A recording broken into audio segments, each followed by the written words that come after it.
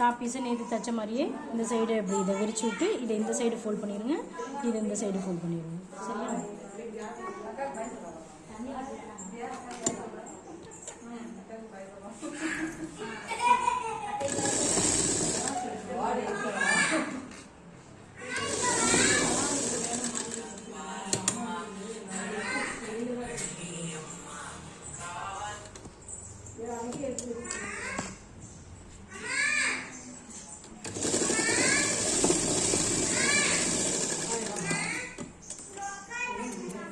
இது மாதிரி தைச்சிட்டு மேல் பக்கத்தை டபுள் ஃபோல்டு, எலாஸ்டிக் போகிற அளவுக்கு கேப், இது நாடா போகிற அளவுக்கு. எலாஸ்டிக் தேவையில்லை, நான் எலாஸ்டிக் வேணுனாலும் வச்சுக்கலாம்.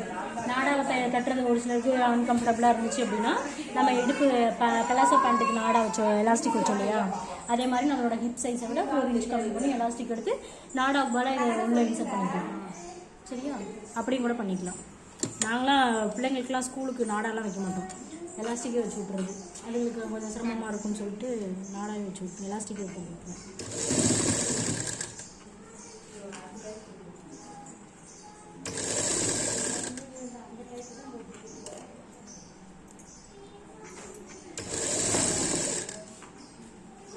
அப்படி நம்ம சப்போஸ் எலாஸ்டிக் வைக்கிற மாதிரி இருந்துச்சுன்னா இன்னும் ஒரு 1 இன்ச் 2 இன்ச் வந்து எக்ஸ்ட்ரா ஹைட் எடுத்துக்கோங்க அந்த டாப் மட்டும்.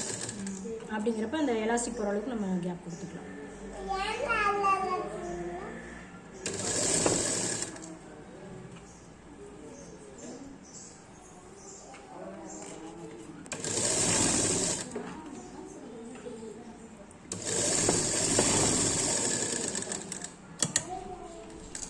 இந்த இடத்துல நல்லா lock stitch, double lock stitch போட்டுருங்க.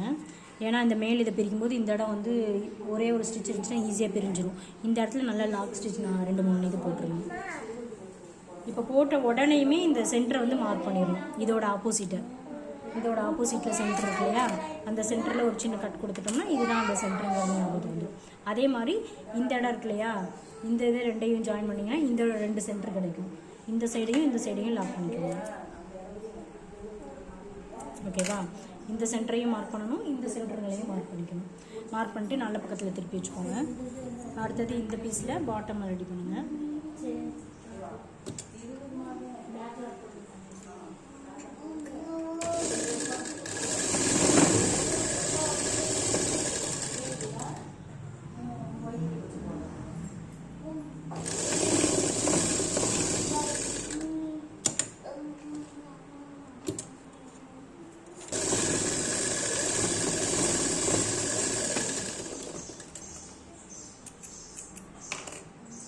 அதுக்கப்புறம் இந்த கிராஸு இதை ஜாயின் பண்ணோடனே இந்த கிராஸை ஜாயின் பண்ணிடணும்.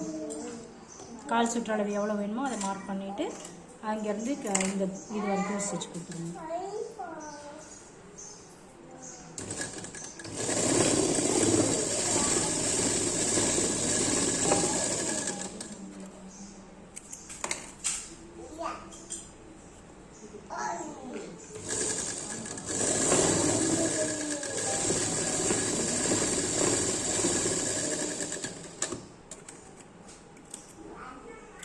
இதை ஜாயின் பண்ணோடனே நல்ல பக்கத்துக்கு திருப்பிக்கோங்க.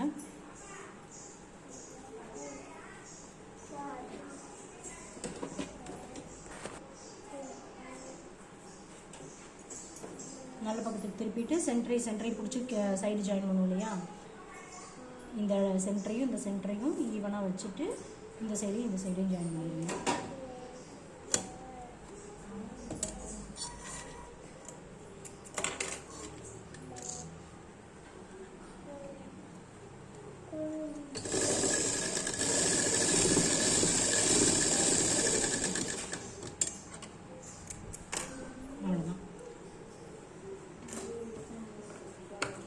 இப்போ இந்த இதை அளவை விட மீதி இருக்கிறது எல்லாமே ப்ளீட்ஸாக வரணும். இப்போ ஃபஸ்ட்டு என்ன பண்ணுங்கள், இந்த சென்டரையும் ஜாயின் பண்ணிக்கணும்.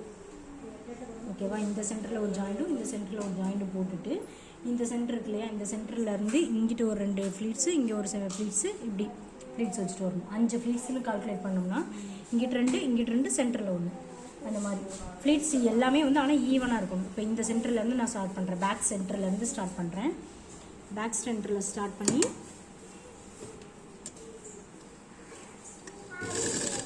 இப்போ இந்த சென்டர் நம்ம மார்க் பண்ணியிருக்கோம் இல்லையா, இந்த மார்க் பண்ண இடம் வரதுக்கு முன்னாடி நம்ம ஃப்ளீட்ஸ் வச்சு ஸ்டார்ட் பண்ணுவோம். இப்போ கொஞ்சம் வச்சுட்டேன். இப்போ இங்கிட்ட ஒரு 3 ஃப்ளீட்ஸ் வைக்கிறேன்.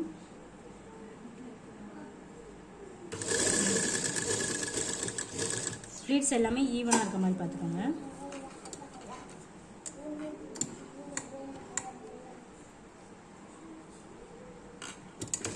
இப்போ இந்த சென்டர் இங்கே வரும்போது கரெக்டாக வருதான்னு செக் பண்ணிக்கோங்க. இப்போ கூட இருக்குது அப்படிங்கிறப்ப இன்னும் நிறையாவே ஃப்ளீட்ஸ் வைக்கலாம். அப்போ இந்த இடத்துல இன்னும் கொஞ்சம் எக்ஸ்ட்ரா ஃப்ளீட்ஸ் வைக்கலாம். இந்த சென்டர் இங்கே வர வரைக்கும் நம்ம இந்த இடத்துல ஃப்ளீட்ஸ் கொடுக்கலாம். இந்த சென்டர் கரெக்டாக வந்துருச்சு இல்லையா? அதே மாதிரி இப்போ வச்சுட்டே வந்துட்டு இந்த மீதி இருக்கிறது எல்லாத்தையுமே அந்த சைடில் நம்ம ஃப்ளீட்ஸாக கொடுத்துடலாம். இப்போ இந்த இடம் வந்தோடனே ஃப்ளீட்ஸ் கொடுக்க ஆரம்பித்தோம்னா இந்த இது வரைக்குமே ஃபுல்லாக நம்ம ஃப்ளீட்ஸ் கொடுத்துடலாம்.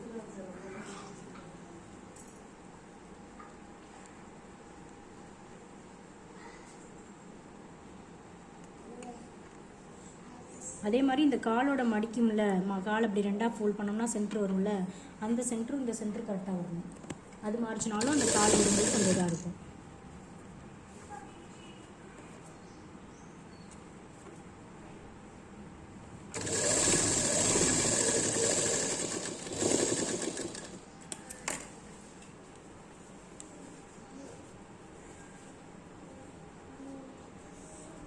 ஓகேவா? இது மாதிரி வரணும். இந்த சென்டருங்க எல்லாமே கரெக்டாக வரணும். இந்த சென்டர் வந்து கரெக்டாக இந்த